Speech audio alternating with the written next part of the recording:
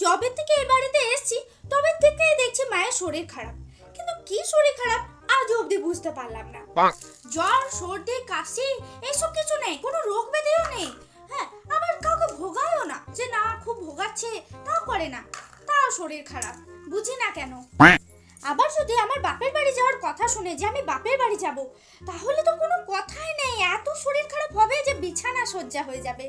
কিন্তু তখনই যদি আমি বলি মা আমি আর যাব না, একটু পরেই ঠিক হয়ে যায়। এটা কেমন শরীর খারাপ?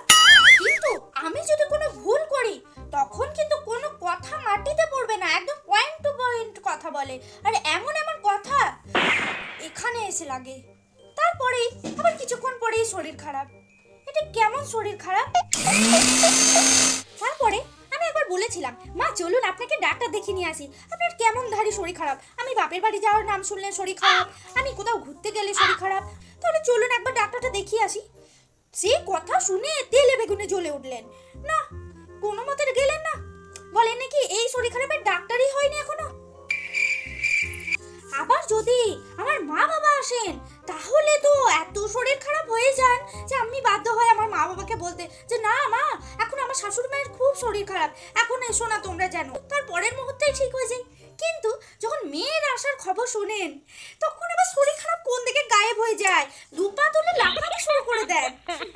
এটা কেমন ধারা শরীর খারাপ বলুন তো? আপনারা কি কেউ জানেন? একটু কমেন্টে লিখে জানাবেন তো।